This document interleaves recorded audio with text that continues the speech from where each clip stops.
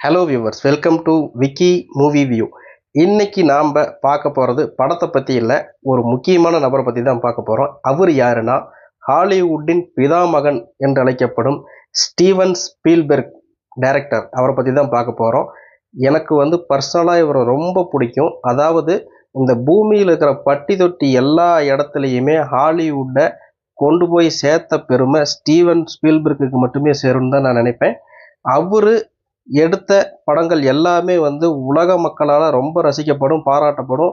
அதை காப்பி அடித்து எத்தனையோ படங்கள் இன்ன வரைக்கும் அவரோட பாணியில் வந்துக்கிட்டு தான் இருக்குது.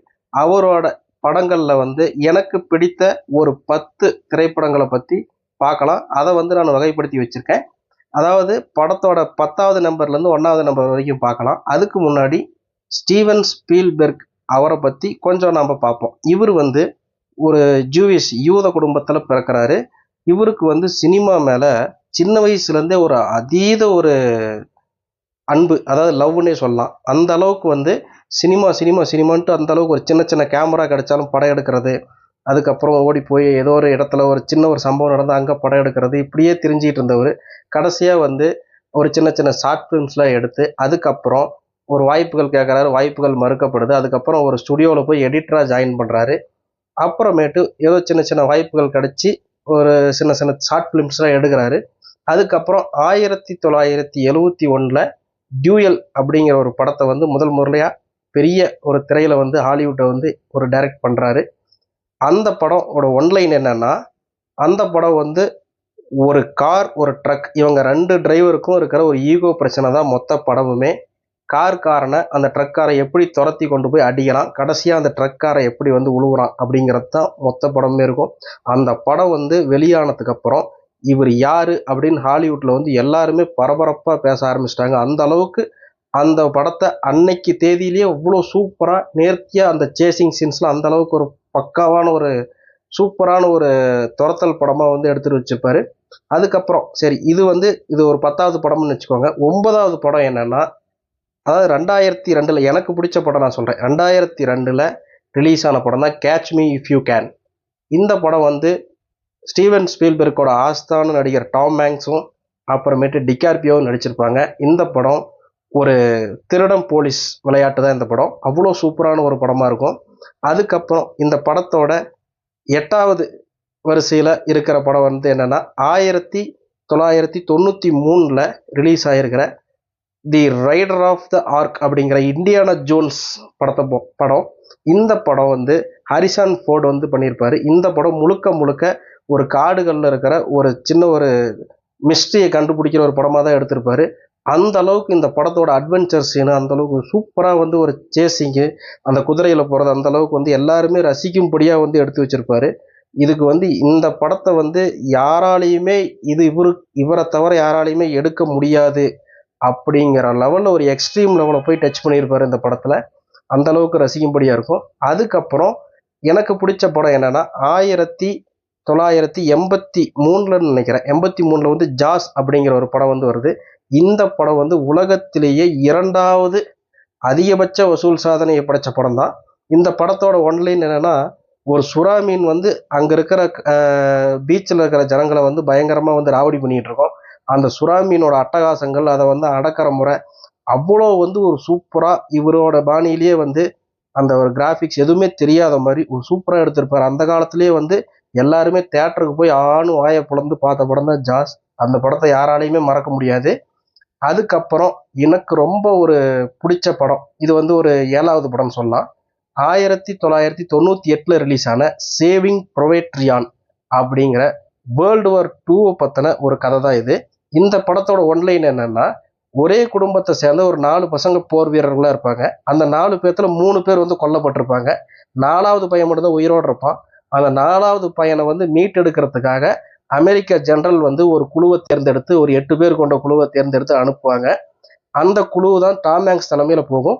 டாம் ஹாங்க்ஸ், மேட் டேமன் மற்றும் பல நட்சத்திரங்கள் நடிச்சிருப்பாங்க. அதுக்கப்புறம் இந்த படம் கடைசியாக அந்த 4வது பையனை கண்டுபிடிச்சி வீட்டுக்கு கொண்டு போய் சேர்த்தாங்களா இல்லையா அப்படிங்கிறது தான் மொத்த கதையுமே. அதாவது இந்த படம் இதுக்கு மேலே ஒரு வார் ஃபிலிம் இவரு மாதிரி எடுக்கிறதுக்கு இன்னொருத்தன் தான் பிறந்து வரணும். அந்த அளவுக்கு ஒரு சூப்பரான ஒரு கன் ஷோ, அந்த அந்த அந்த போர்க்களம் எப்படி இருக்கும், அதாவது ரத்தமும் சதையும் பிஞ்சு போய் அந்த அளவுக்கு ரத்த வெள்ளம் ஓடும், அந்த அளவுக்கு ஒரு இது இருக்கும், அந்த ஒரு பரபரப்பு, ஒரு பதட்டம். இந்த படம் வந்து இந்த படம் நீங்க பார்த்துருப்பீங்களோ என்னன்னு தெரியாது, கண்டிப்பா இதை பாருங்க. அந்த அளவுக்கு வந்து ஒரு சூப்பரான ஒரு வார் ஃபிலிம்னா அது இதுதான் நினைக்கிறேன். அதுக்கப்புறம் எனக்கு ரொம்ப பிடிச்ச படம் என்ன அப்படின்னு கேட்டிங்கன்னா, 2005 ரிலீஸ் ஆன மியூனிக் அப்படிங்கிற ஒரு படம். இந்த படம் பார்த்தீங்கன்னா முழுக்க முழுக்க இஸ்ரேலை சேர்ந்த ஒரு மொசாட் படம் இருக்குது பார்த்தீங்களா, அந்த மொசாட் படையோட வேலைகள் என்ன, தன்னோட இஸ்ரேல் நாட்டுக்கு வந்து ஒரு ஆபத்து வருதுன்னா அந்த மொசாட் படை எந்த அளவுக்கு போகும், அவங்க வந்து எந்த நாட்டுக்கு வேணாலும் உள்ள நுழைஞ்சி நம்ம நாட்டுக்கு தீங்கு விளைவிக்கிறவங்களை வந்து கண்டுபிடிச்சி தீர்த்து கட்டுறவங்களுடைய உரிமை, ஒரு பவர் வந்து எந்த அளவுக்கு இருக்கு அப்படின்னு வந்து மினிக் படத்துல வந்து கண்டிப்பா இதை வந்து சொல்லியிருப்பாரு. ஏன்னா இவரு வந்து ஜூயிஷ் தான், அதனால இந்த படத்தை வந்து அவ்வளோ ஒரு நேர்த்தியா வந்து எடுத்து வச்சிருப்பாரு. சூப்பரா இருக்கும் இந்த படம். இந்த படத்தை கண்டிப்பா ஒரு தடவை நீங்க ட்ரை பண்ணுங்க. அதுக்கப்புறம் பர்சனலா எனக்கு ரொம்ப பிடிச்ச படம் அப்படின்னு கேட்டீங்கன்னா, 1993 ரிலீஸ் ஆன ஜுராசிக் பார்க். அந்த படம் வந்து தெரியாதவங்களே யாருமே இருக்க முடியாது. எல்லாருமே வந்து தியேட்டர்ல வாயை பொளந்து நாம பார்த்துக்கிட்டு இருப்போம். அந்த அளவுக்கு வந்து ஒரு சூப்பரான ஒரு படம். அதை பத்தி நான் உங்களுக்கு சொல்லவே தேவையில்ல. இவரு தான், அதாவது பார்த்தீங்கன்னா அனிமேஷன் ஆகட்டும், ஒரு வார் ஃபிலிம் ஆகட்டும், அதுக்கப்புறம் ஒரு கமர்ஷியல் ஃபிலிம் ஆகட்டும், அதுக்கப்புறம் ஒரு சின்ன ஒரு மிஸ்ட்ரியை சால்வ் பண்ணுற படமாகட்டும், இவர் தொடாத டிபார்ட்மெண்ட்டே கிடையாது. இவர் தொட்ட எல்லா டிபார்ட்மெண்ட்லேயுமே எல்லா படங்களுமே ஆஸ்கார் வரைக்கும் செல்லும். கண்டிப்பாக இவர் வந்து ஒரு சில படத்தில் ஆஸ்கார் அவார்டு வாங்கியிருக்கிறாரு. அதை பற்றி நான் அடுத்த வீடியோவில் போடுறேன். அது வரைக்கும் என்னோட வீடியோ வந்து சப்ஸ்கிரைப் பண்ணாமல் பார்த்தீங்கன்னா கண்டிப்பாக சப்ஸ்கிரைப் பண்ணுங்கள். கண்டிப்பாக இந்த என்னோட ரிவ்யூ அந்த பேச்சு பிடிச்சிருந்துச்சுன்னா கமெண்ட் பண்ணுங்கள், லைக் பண்ணுங்கள், ஷேர் பண்ணுங்கள். அதுக்கப்புறம் பர்சனலாக எனக்கு ஒரு பிடிச்ச படம் அப்படின்னா ஸ்கிண்டர்ஸ் லிஸ்ட். இது வந்து 1993 வந்து வந்திருக்குது. இது வந்து என்னன்னா முழுக்க முழுக்க ஒரு ஜெர்மனில் இருக்கிற ஒரு ஹிட்லர் நாசி படையால் ஒரு ஜூவிஷ் கும்பலே வந்து அழிக்கப்படுறாங்க. அதில் வந்து ஆஸ்கா ஸ்கிண்டர்ஸ் அப்படிங்கிற ஒருத்தர் வந்து ஒரு லிஸ்ட்டை தயார் பண்ணுறாரு. அதில் வந்து எத்தனை யூதர்கள் சேர்க்கப்பட்டாங்க, கடைசி வரைக்கும் அவங்கள வந்து காப்பாற்றி கொண்டு போனாரா இல்லையா அப்படிங்கிறது தான் இந்த படத்தோட முழு கதையுமே. இந்த படத்துக்கான ஆஸ்கார் அவார்டு வந்து ஸ்டீவன் ஸ்பீல்பர்க் வாங்கியிருக்காரு. இந்த படத்துல வந்து, அதாவது முக்கியமா சொல்ல போனா ஸ்டீவன் ஸ்பீல்பர்க்கோட படங்கள் வெற்றி பெறதுக்கு அவரோட டைரக்ஷனோட கெப்பாசிட்டியும், அதுக்கப்புறம் இன்னொன்று ஒரு பலம் என்னன்னா ஜான் வில்லியம்ஸோட மியூசிக். இவரோட எல்லா படங்கள்லையுமே ஜான் வில்லியம்ஸ் இருப்பாரு. அந்த அளவுக்கு ஒரு சூப்பரா ஒரு மியூசிக் டைரக்டர் தான் அவர் சொல்லணும். அந்த அளவுக்கு மியூசிக் வந்து அவ்வளோ பக்காவா பிரமாதமா இருக்கும். சேவிங் பிரைவேட் ரியான், இந்த ஜுராசிக் பார்க் எல்லாத்துலேயுமே அந்த மியூசிக் வந்து நம்மளை அடுத்த லெவலுக்கு கொண்டு போய், அதாவது இந்த அவரோட திரையில அவரோட படங்களை ஒரு பார்க்கறது ஒரு பிரம்மாண்டமா இருந்தாலும் அந்த மியூசிக் வந்து அந்த பிரம்மாண்டத்தை வந்து கூட்டுற அளவுக்கு ஜான் வில்லியம்ஸோட மியூசிக் வந்து அந்த அளவுக்கு ஒரு ஒர்க் அவுட் ஆயிருக்கும். இந்த மாதிரி ஜுராசிக் பார்க் வந்து பட்டி தொட்டி எல்லாத்தையுமே ஹாலிவுட்டை ரசிக்க வச்ச இப்படி ஒரு படம். அந்த டைம்ல யாருமே ஒரு கிராஃபிக்ஸு, ஒரு பெரிய ஒரு ஜுராசிக் பார்க் மாதிரி ஒரு மிருகத்தை வந்து பார்க்காத ஒரு டைம்ல ஒரு முத ஒரு படம் ரிலீஸ் ஆனால அந்த ஒரு படத்தை வந்து உலக மக்கள் எல்லாருமே வந்து கொண்டாடினாங்க. ஸ்டீவன் ஸ்பீல்பர்க்கை வந்து இவரு தான் வந்து ஹாலிவுட்டின் பிதாமகன் என்று அழைக்கப்பட்டாருன்னு வச்சுக்கோங்களேன். அந்த படம் ரிலீஸ் ஆனதுக்கப்புறம் அதுக்கப்புறம் அவர் எடுத்த ஒவ்வொரு படங்களுமே ஒரு வீடியோ கேம் படம் அப்படின்னு எடுத்துக்கிட்டிங்கன்னா, இந்த A1 ரெடி ஒன் பிளேயர் அப்படிங்கிற ஒரு படம்.